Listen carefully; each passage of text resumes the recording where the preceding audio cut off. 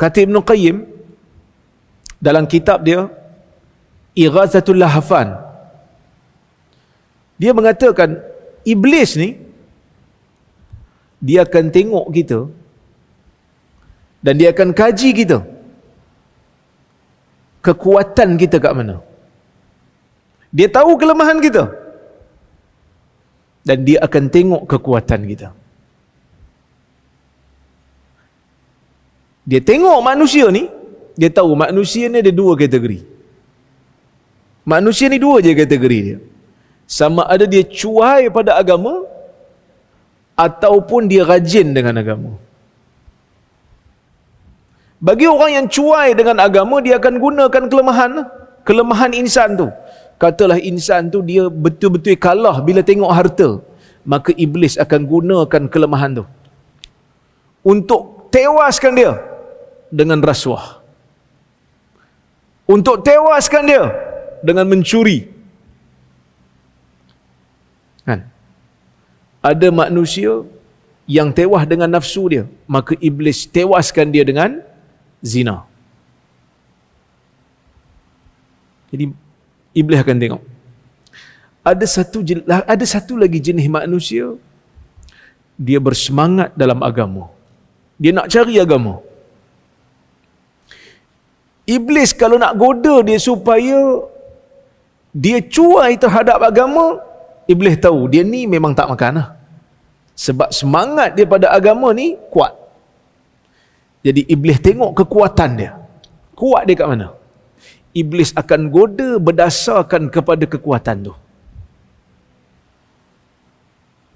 Macam mana caranya?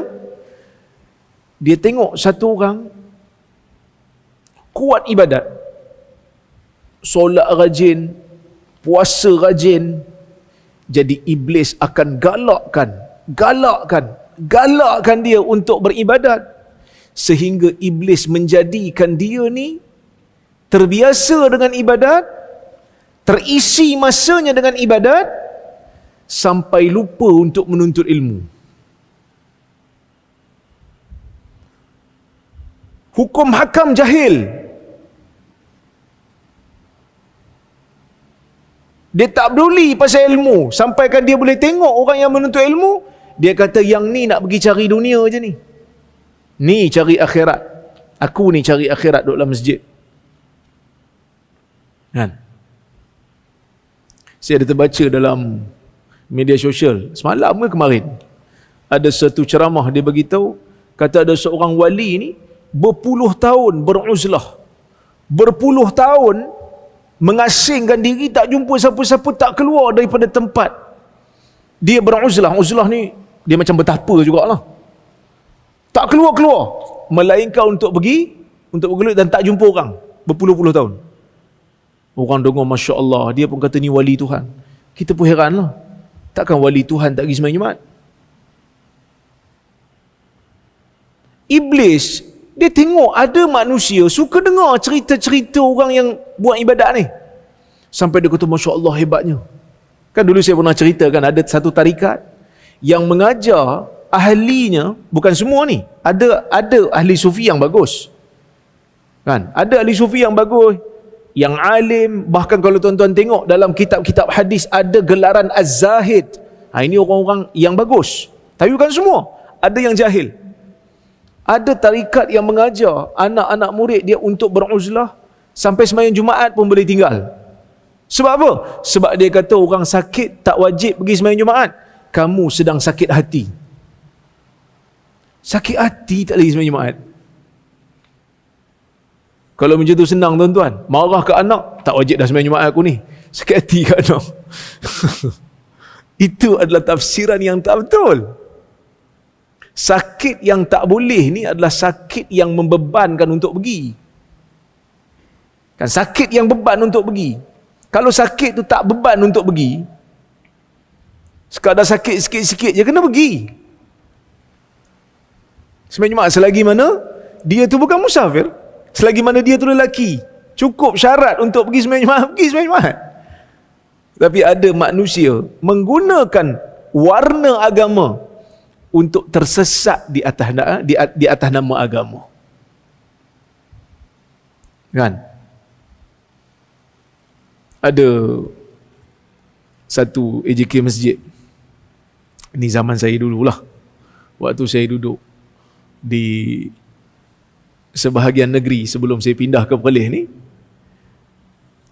Macam biasalah bila kita mengajar dalam masjid. Saya kalau boleh, yang mana yang saya tahu, kalau dalam masalah tu ada 2-3 pandangan ulama', saya akan hurai lah. Lepas tu saya akan bagi tahu mana yang saya cenderung. Jadi adalah 2-3 tak selesa. Dia kata banyak sangat belajar ilmu ni mengeraskan hati. Pening kepala kita. Belajar ilmu banyak-banyak boleh mengeraskan hati. Ini satu benda yang tak betul. Kita ditipu oleh syaitan. Ditipu oleh iblis. Ada manusia yang iblis tengok dia ni semangat pada agama. Dan jenis otak bagus. Orang lain baca 2-3 line, bukan kata khatam, tidur terus. Tapi dia boleh 2-3 kitab sekali hadap. Ada manusia macam ni. Sekali hadap 2-3 kitab boleh habis. Kan? Orang lain baca 2-3 kali tak faham-faham. Dia baca sekali je faham dah. Kan kadang-kadang kita sikit hati dengan orang macam ni kan. Sambil-sambil tengok Champion League je. Kawan dia baca tak betul, dia boleh tolong betul kan. Sambil tengok Ronaldo duk main bola tu, tak betul tu. Dia kata, kawan aku ni baca entah bila. Jenis akal bagus kan. Syaitan akan gunakan kelebihan tu untuk lupakan dia, abaikan dia terhadap ibadat. Banyak tuntut ilmu sampai ibadat tak ada. Sebab itu Ibnul Jauzi ada tulis kitab Talbisu Iblis. Talbisu Iblis, yang mana dia mencela sebahagian ataupun mengkritik sebahagian daripada orang yang kuat beribadah sampai dia tak sedar dia ganggu orang. Dia tak sedar dia mengganggu orang. Umpama tadi lah kan. Kadang-kadang saya tolak satu mikrofon. Sebab mikrofon tu untuk luar. Saya kata tak payahlah luar, dalam je. Azan pergi luar. Tapi kuliah, zikir, tak payah keluar lah. Siapa nak dengar, mari dalam. Sebab kita tak tahu di luar sana mungkin ada orang nak tidur. Kan? Jadi kuliah-kuliah tak payah suruh keluar, dalam je. Kerana yang disyariatkan keluar adalah azan. Azan, pergi azan keluar, tak apa. Tapi kuliah dalam. Mungkin ada orang tak sihat. Dia dengar suara kuliah, jerit-jerit pula tu. Suara saya pula jenis kuat pula tu kan. Takut terganggu orang. Kita rasa benda tu bagus. Tapi sebenarnya, pada agama, tak digalakkan. Ibnul Jauzi mengkritik pada zaman dia. Orang yang membaca Quran di menara. Lepas daripada separuh malam, zaman dia, ada tukang baca Quran di menara masjid. Alasan nak kejut orang subuh. Ibn Jauzi kata tak payah pergi baca Quran kuat-kuat tu. Kerana ganggu orang tidur. Bukan semua orang wajib qiyamul lail. Orang yang wajib qiyamul lail ni siapa? Kalau di nazar nak buat qiyamul lail jadi wajib lah. Qiyamul lail ni bagus, tapi dia bukan wajib. Hang nak qiyamul lail, hang qiyamul lail lah. Tapi jangan paksa orang lain. Ada orang yang haid, dia tak wajib sembahyang. Ada budak kecil, dia nak tidur. Ada orang kerja jaga, waktu tu je dia nak tidur. Jadi kita kena faham yang tu kan. Zaman dulu orang takut nak kritik. Bila kritik takut macam benci agama. Tapi sebenarnya itu bukan ajaran agama, bukan suruhan. Dalam masjid nak baca Quran dengan suara yang kuat pun ditegur oleh Nabi SAW. Sebab apa? Sebab ganggu orang lain. Kecuali ilmu, sebab dia dianggap sebagai fardu kifayah. Kuliah dianggap sebagai fardu kifayah. Kan? Umpamanya, imam bila lepas daripada salat, memanglah ada perbahasan dalam kalangan ulama nak zikir dengan suara yang sedikit tinggi ataupun slow. Al-Imam Syafi'i pilih slow. Manakala sebahagian ulama kata tinggi, jahar. Apa ni kita kata apa? Tinggi sedikit, tapi bukan tinggi itu sampai ganggu orang masbuk. Dia punya tinggi itu sampai ganggu orang masbuk, siap bernasyid-nasyid lagi. Itu di luar daripada perbahasan sehingga ganggu orang nak salat. Jadi benda ni kadang-kadang kita tak sedar. Semangat kita pada agama menyebabkan kita terlupa benda-benda ni. Terlupa kita terganggu orang. Dulu masa PKP, lepas daripada PKP, saya ingat masa PKP kot. Tapi di utara, saya tak pasti di Pulau Pinang atau di Kedah atau di Perlis. Ada satu kes, seorang perempuan masuk ke dalam masjid, tutup PA sistem masjid. Kan? Jadi AJK duk marah dia, rakam. Tapi perempuan tu cakap elok. Dia kata apa? Dia kata dia cakap utara. Dia kata saya minta tolong. Dia kata waktu lain pasanglah. Tapi lepas asar jangan pasang. Sebab lepas asar ni, saya ada kelas. Saya nak mengajar.